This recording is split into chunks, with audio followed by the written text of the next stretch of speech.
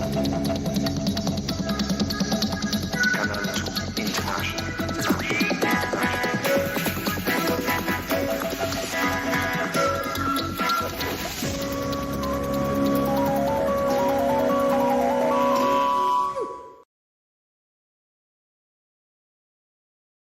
6:15 p.m. and you're watching the primetime newscast in the English language on Canal, the International. Thanks for joining us. My name is Gladys Abudima. Stay tuned for the headlines.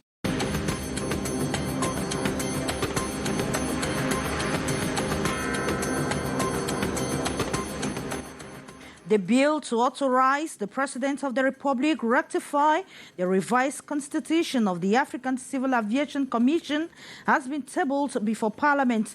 This was during a plenary sitting at the National Assembly today. Member of Parliament preoccupied with the killings of 9 civilians in Misong in the mentioned division of the northwest region of Cameroon. They have expressed worries that after the Gabo incident, civilians are still being killed unjustly. Small and medium-sized enterprises affected by the COVID-19 in Cameroon are receiving a boost from the United Nations Development Programme. Managements of the enterprises were in Douala to get information on how to enhance their businesses and access finances in banks. The details, you have them in this newscast. Capital Yaoundé motorbike riders in the city have been warned to desist from their daily actions of urban disorder or face the wrath of civilian and local administrators. This was after a meeting with Fundi Senior Divisional Officer.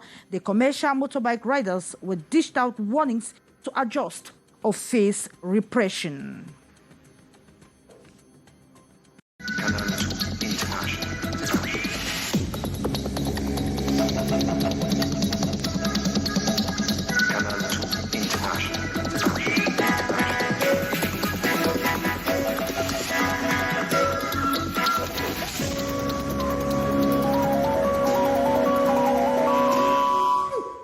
We begin with this story from Parliament. The members of Parliament, or the bill to authorize the President of the Republic to ratify the revised constitution of the African Civil Aviation Commission, is now before Parliament for consideration.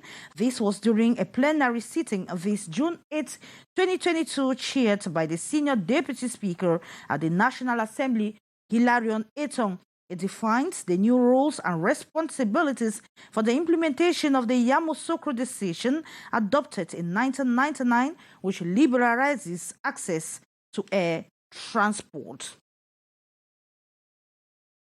And then we talk about the recent killings in Misong, in mentioned division of the northwest region of Cameroon, that is preoccupying members of Parliament. Most of them say it is an indication that the Anglophone crisis is still ongoing.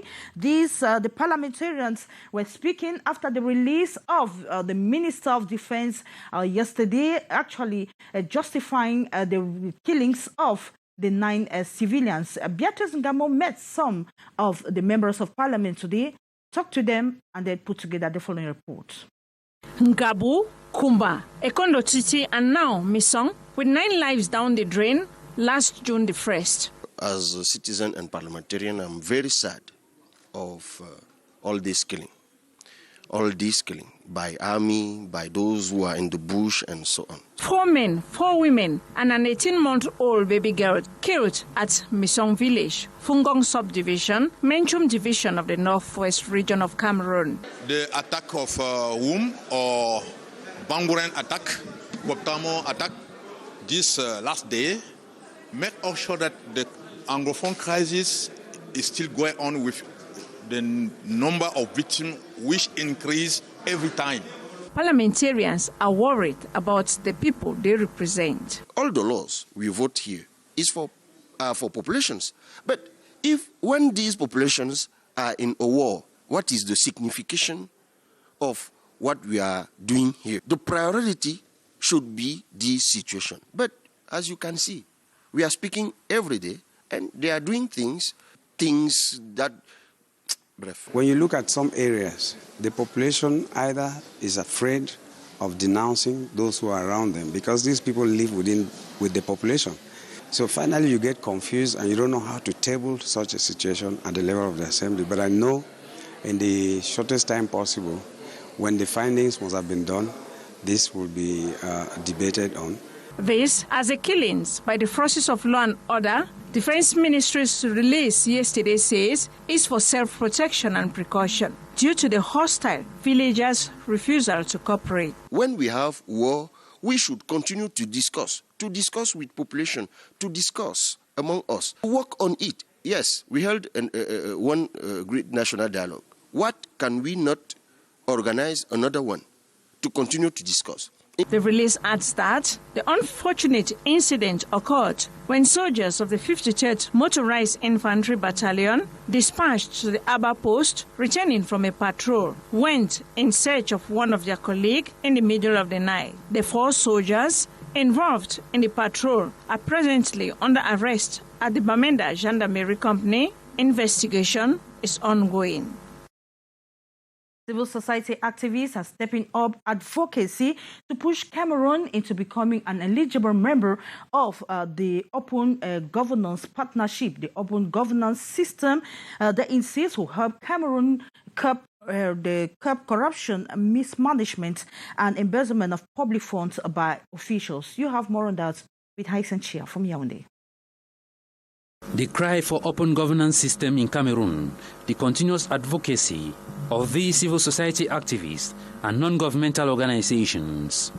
Meeting in Yaoundé this June 8th, under the Action for Development and Empowerment, the actors seek to evaluate the strides made by different working groups. The process, they reiterate, is in a promising path. The state is really implicated in all of these conversations because we see that in each of the working groups they are present. We have the parliament, we have the government, we have the different ministries that are there, we have the civil society organizations. So we feel like we are on the right track, and hopefully, like I said, before the end of this year, we shall and will be a member of the OGP. It was equally an opportunity to adopt new strategies that can fast-track Cameroon's eligibility of becoming a member of the Open Governance Partnership. If we network and reflect together on these common challenges, how it has been overcome in other contexts that looks like ours, I think we'll draw wisdom and draw knowledge from there that will help us to accelerate. The initiative is geared towards promoting effective management of state funds with clear accountability to the population. If governments are better governed, they can pay back loans. If governments are better governed, leakages will not be there. If governments are better governed, corruption index will fall. So open governance is a win-win for everybody. One of their major areas of concern at the moment is tracking all funds and donations made by individuals and corporate bodies to the government for the fight against COVID-19. Let's talk economy. This time around, micro, small and medium-sized enterprises have been schooled on how to access finances and equally enhance their businesses. Dozens of them met in Cameroon's economic city, Douala, during which they got information on how the United Nations Development Programme could help them access funds through banks. You have the details in the following report. Small and medium-sized enterprises in Cameroon were badly affected by the COVID-19 pandemic. Some witnessed their revenues drastically dropped, while others completely shut down. The United Nations Development Programme has stepped in to reinforce the managerial and financial capacities of these micro and small and medium-sized enterprises, especially those promoting made in Cameroon goods. Our objective is to reinforce their technical capacities as well as their financial capacities, but also to facilitate their access to markets. This Financing Matchmaking Day in Douala, June 7, is an opportunity for the enterprises to have information on how to better brand their products, have access to markets, finances, and eligibility conditions. The MSME should be managed by a Cameroonian, be in the agri-business sector And also the enterprise should show a big capacity of job creation. The beneficiaries are hoping to revive and expand their businesses with the grants offered. We are in need of 25 million to enhance our production. This will help us to pass from the 1 ton product per month, to 5 ton. We'll be able to embed in our company 30 young Cameroonians. It is a moment for the micro and small and medium-sized enterprises to network and share experiences. Health districts of the littoral region have been urged to enhance or to relaunch activities geared towards curbing the COVID-19 pandemic. This was made by the Minister of Public Health after it was noted that the number of Cameroonians vaccinated against COVID-19 has drastically dropped. The details with Sherifa Saleh. Recent statistics from the Ministry of Public Health shows that there has been a drastic drop in the cases of COVID-19. This, according to the Regional Delegate of Public Health for Littoral, proves positive, but laments on the reluctance of the population to get the COVID test. Many people are behaving like COVID is over, as if COVID is no longer a threat. We have realized that statistics of positive cases have reduced, but alongside that, we have seen that the number of people who come to get themselves vaccinated has equally reduced, which doesn't mean the COVID is over.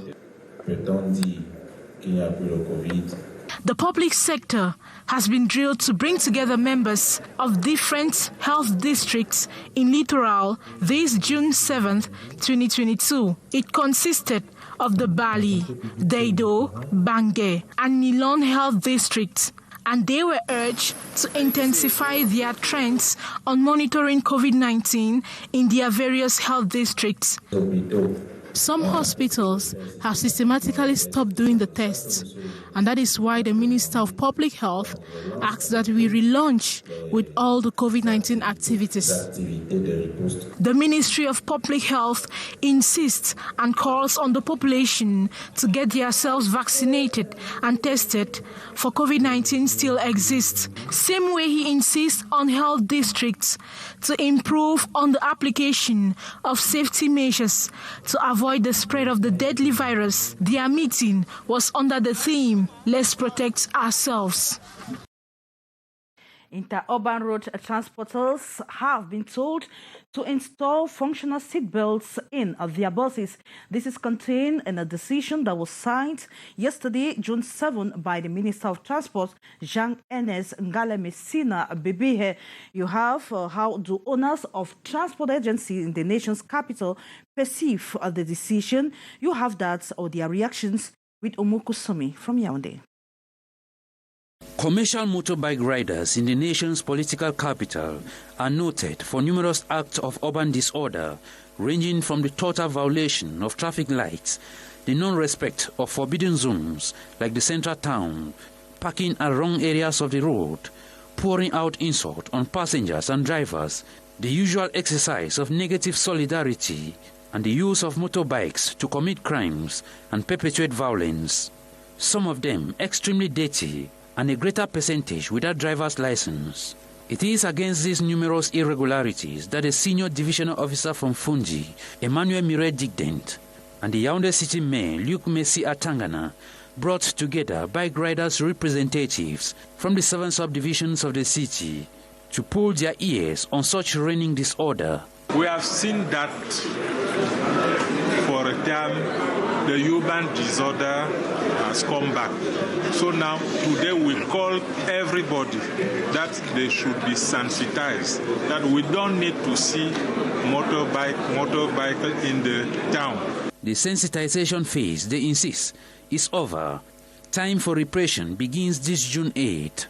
From tomorrow, we are going to fight against this disorder, and we want them, we call them to be conform and to respect what the law says. The senior civil administrator equally bans the phenomenon of hiring fleets of motorbikes for corpse removal or marriage celebrations that most often leads to serious noise pollution and at forbidden areas. That was rather a report by Hyacinth Chia on disorder caused in the town of Yaoundé by bike riders. They have been given a warning to stop a disorder or face the heavy arms of the law.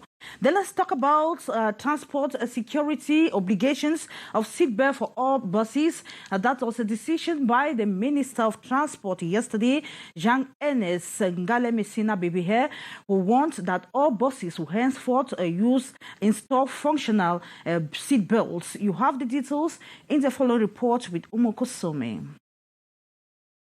This bus transport has all its seat belts, so the ministerial decision is just a reminder for effective usage of the seat belt. If you can even verify in all our buses, there are security belts on all our cities.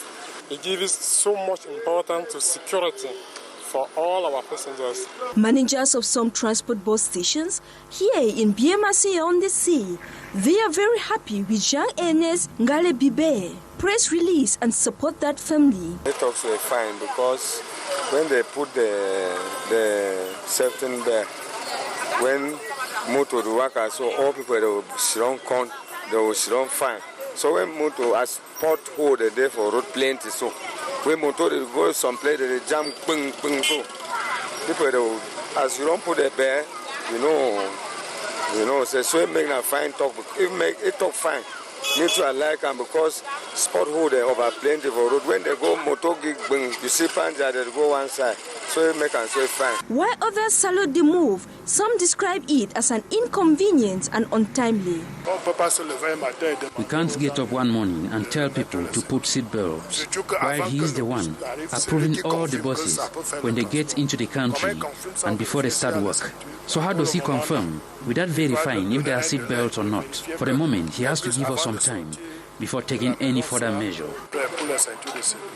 After the directive issued on August 10, 2021, the press release published this June 7 has as objective to remind the interurban transport enterprises that effective wearing of seat belts in vehicles contribute to 77% in saving lives and reduce passengers' fractures in case of serious road accident. A truck loaded with illicit fuel and tramadol has been tracked down by custom officials in Gaoundéré in the Adamawa region of Cameroon. The custom officials revealed the truck came in from neighboring Nigeria, as we hear in the following report with Stephanie Chen. These gallons of 20 liters contain a total of 10,000 liters of illicit fuel, referred to as Zwazwa, seized by the Gaoundéré Haokomi Zone 3 authorities. They are smuggled beneath the truck. At the illicit commercial center, custom authorities discovered a huge quantity of illicit fuel in this part of the truck, with about 300 cartons of mobile phones and 5,000 carts of tramadol, commonly called tomatoes, by commercial bike riders and taxi drivers in Gaoundéré. We already got information before reaching there. They are people who often travel to Nigeria to get these prohibited drugs or illicit items. They come and play over our intelligence with onions. They get to the Cameroonian borders and fill the truck with onions and granules. You have seen for yourself. Whereas they are hiding prohibited items. We have found phones, drugs and illicit Nigerian fuel. According to Commander Jude Morfo, coordinator of the Haokomi Zone 3, the truck driver had succeeded in deceiving policemen at the Cameroon-Nigeria border with his bags of onion and other items meant for camouflage. He is finally caught at the Selusemba post in Gaoundéré with prohibited items that are harmful to human health. The prohibited products will be sent to the concerned authorities, and the other items, such as phones, will be customized. Neither the penalties nor the money is important. I only care about the security of Cameroonians, because no matter how people try to hide prohibited items, even in their panties, I will remove them. You have seen for yourself how these products are hid. The fraudulent techniques used nowadays to smuggle prohibited items into the country are well masterminded, but thanks to custom authorities whose eyes and ears are open to fish out these prohibited items. Growing insecurity in Bamboutoul's division in the west region of Cameroon is a call for concern. The population complain that a day never goes by without thieves breaking into their shops, piggeries and poultry. The vigilante group president has called on the population to collaborate more with forces of law and order in order to curb the phenomenon. Details with Morindi. This is Buddha in the Bamboutoul's division, west region of Cameroon. The fear of the unknown is omnipresent, provoked by what the population have described as growing insecurity. Robbery cases take place at night and in broad daylight, frustrating a helpless population. The most recent was at Bamisinge, where a group of alleged armed robbers broke into a piggery and almost emptied its contents, if not of the timely intervention of the vigilante committee. What saved us was a vigilante group, with children posted here and there at strategic corners. They quickly blew the alarm for rapid intervention. They were about to steal the pigs. They were also about breaking into shops. When they were neutralized, the criminals had India hymns in their bags. We had the alert at 4 a.m. and we quickly mobilized our team. They struggled to empty the piggery. Unfortunately, they were quickly neutralized. We laid hands on 5 of the alleged criminals. The alleged criminals, at the time of the arrest, possessed locally made pistols, machetes, and other dangerous weapons, which they used to either terrorize their victims or kill them instantly if they tried resisting. Security reports don't give clear facts and statistics on the growing insecurity in Bamboutouls, but the pains and constant complaints of the population says it all. The president of the Vigilante Committee and the Gendarmerie commander have both called on the population to collaborate more so they arrest criminality in Bamboutouls division. It is with that report that we wrap up this edition of the Primetime Newscast in the English language on Canal the International. The French edition will be yours at 7:50 p.m. with Aimé Kate Mokori. I'll be yours same time tomorrow, God's willing. Bye-bye.